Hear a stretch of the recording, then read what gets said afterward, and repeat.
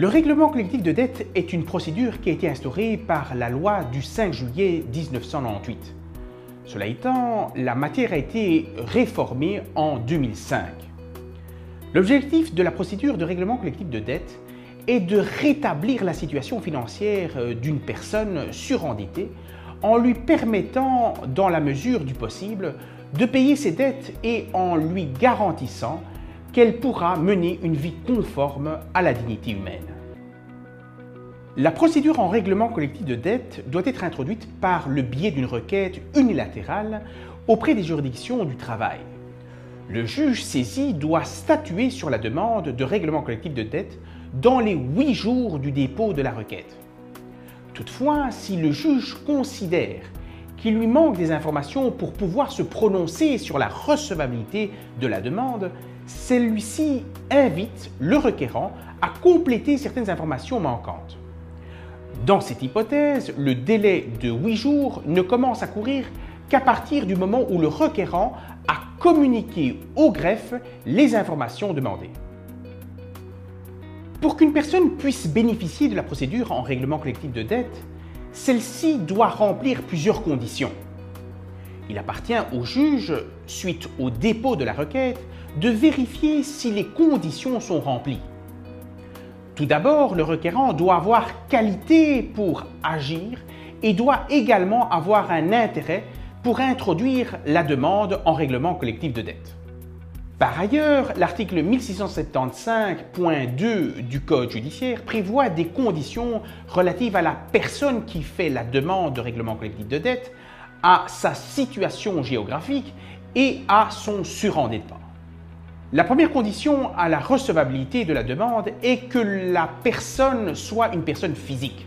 Cette procédure n'est donc pas ouverte aux personnes morales. La seconde condition est que le requérant soit pas un commerçant. En effet, il existe une procédure particulière pour les commerçants, à savoir plus particulièrement la faillite. La troisième condition est que le requérant n'ait pas cessé son commerce depuis moins de 6 mois au jour du dépôt de la requête. Quatrièmement, il ne doit pas avoir été révoqué du bénéfice d'un plan de règlement collectif de dette en cours des 5 dernières années. Cette condition a été prévue par le législateur afin d'éviter des demandes intempestives. La cinquième et dernière condition vis-à-vis du requérant est qu'il ne doit pas avoir créé ou organisé son insolvabilité. Pour pouvoir demander un règlement collectif de dette, la personne surendettée doit avoir son centre d'intérêt principal, c'est-à-dire le lieu où elle gère habituellement ses intérêts en Belgique. Concernant la situation de surendettement, l'article 1675.2, alinéa 1er du Code judiciaire, prévoit que le requérant doit être durablement dans l'incapacité de payer ses dettes exigibles ou à échoir.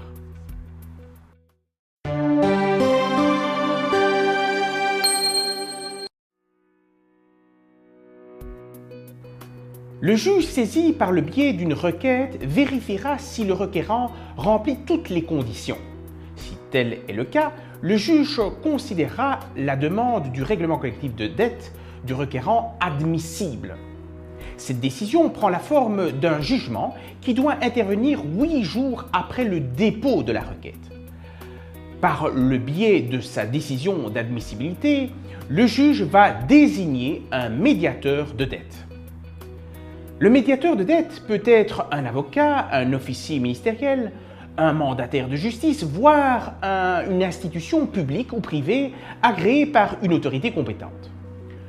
A contrario, si le juge prend une décision d'inadmissibilité de la demande de règlement collectif de dette, le requérant pourra faire appel de cette décision dans le mois qui suit la notification de la décision.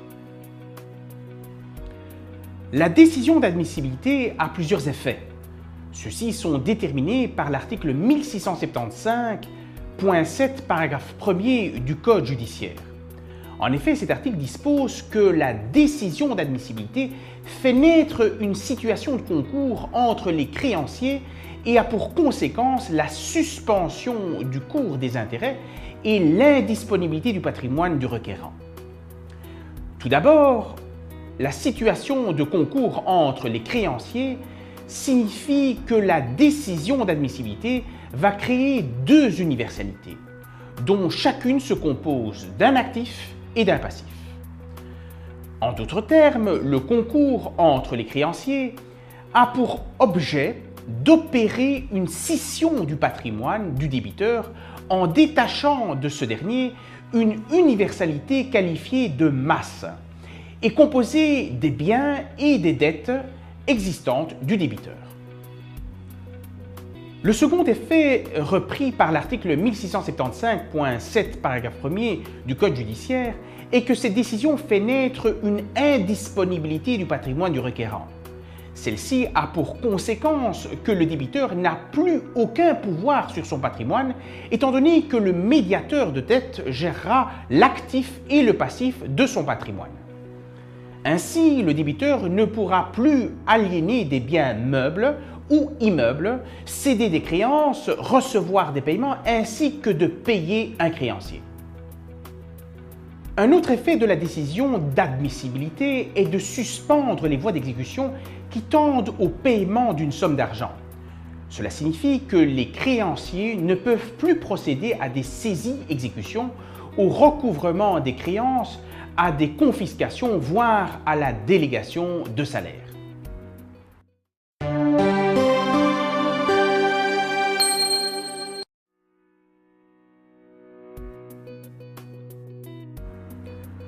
Le médiateur de dette désigné par le juge dispose d'un délai de 6 mois prenant cours à partir de sa désignation pour élaborer un plan de règlement amiable de dette. Ce délai de 6 mois peut toutefois être prorogé par le biais d'une demande introduite devant le juge. Par ailleurs, les parties peuvent s'accorder pour déroger de commun accord au délai de 6 mois. Le plan de règlement amiable élaboré par le médiateur de dette vise à obtenir un accord collectif entre les créanciers et le débiteur. Ce plan est soumis à l'approbation du juge et doit déterminer les mesures permettant au débiteur de satisfaire les différents créanciers. Il est important de préciser qu'il est obligatoire de passer par une tentative de règlement amiable. Pour connaître la situation financière du requérant et pour arriver à un plan de règlement amiable, le médiateur de dette doit collecter toutes les informations nécessaires sur les créanciers. Ainsi, cette collecte se fait par le biais de déclarations de créances. Le créancier doit adresser une déclaration de créance au médiateur de dette dans le mois qui suit la notification de la décision d'admissibilité. Le plan de règlement amiable n'est pas figé par un texte de loi, de sorte que le médiateur de dette a la possibilité de prévoir des mesures spécifiques pour chaque cas d'espèce. La durée du plan est également libre, tant que l'accord de l'ensemble des parties au plan soit recueilli. Si les parties sont toutes d'accord sur le plan de règlement amiable, ce dernier sera acté par le juge. Dès que le plan a été acté par le juge, les parties, avec l'aide du médiateur de dette, mettront en œuvre les mesures reprises dans le plan de règlement amiable. Il revient au médiateur de dette de déterminer s'il y a lieu d'entamer une procédure de règlement collectif de dette au niveau judiciaire. Pour pouvoir saisir le juge, le médiateur de dette doit constater qu'il n'a pas été possible d'arriver à un accord dans le cadre d'un règlement amiable. Ainsi, à partir du moment où le médiateur de dette a soumis un projet de plan amiable et que celui-ci a été refusé, il peut entamer la phase de règlement au niveau judiciaire. Par ailleurs, dès l'expiration des 6 mois prenant cours à la désignation du médiateur de dette, celui-ci est obligé de saisir le juge, à l'exception de la situation où les parties ont convenu de commun accord que le règlement amiable sera prolongé. Dans le cadre du règlement judiciaire, le juge convoque les parties, le débiteur, créancier et autres, ainsi que le médiateur de dette à une audience. Le juge dispose après l'audience de 15 jours pour statuer sur le règlement judiciaire. Sa décision consiste à imposer un plan de règlement judiciaire aux parties. Ce plan sera soit un plan avec remise de dette en capital, soit un plan sans remise de dette en capital. Il peut aussi prendre la décision d'une remise totale de dette. Par ailleurs, le juge peut également décider de mettre un terme à la procédure de règlement collectif de dette, considérant que le plan judiciaire n'est pas souhaitable.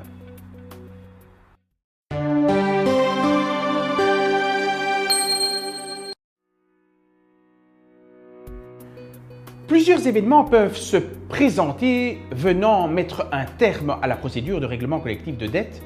Il s'agit de l'arrivée au terme du plan, de la renonciation à la procédure, de la révocation ou du décès du requérant.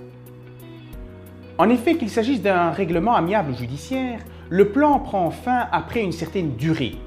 Lorsque le règlement est amiable, ce sont les parties qui conviennent du délai de ce dernier. En ce qui concerne la durée du plan judiciaire, celui-ci varie selon qu'il s'agisse d'un plan avec remise de dette ou sans remise de dette.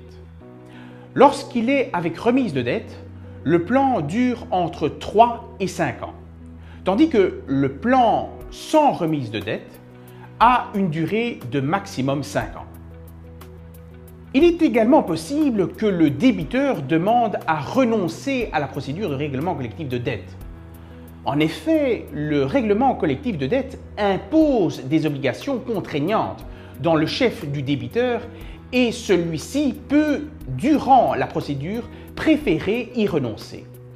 Dans cette hypothèse, si le juge n'a pas encore statué sur la requête du requérant en règlement collectif de dette, le débiteur pourra demander un désistement d'instance sur base de l'article 820 du Code judiciaire.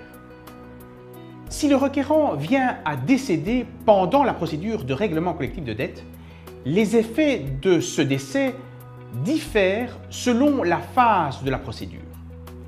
Lorsque le décès survient lorsque le juge statue sur la décision d'admissibilité de la demande, le juge rejettera la demande. Lorsque le décès du requérant survient après que le juge ait statué sur la décision d'admissibilité et que la procédure en est à la phase d'élaboration ou d'exécution du plan, la procédure prendra fin. Enfin, la procédure de règlement collectif de dette peut également prendre fin en raison de la révocation.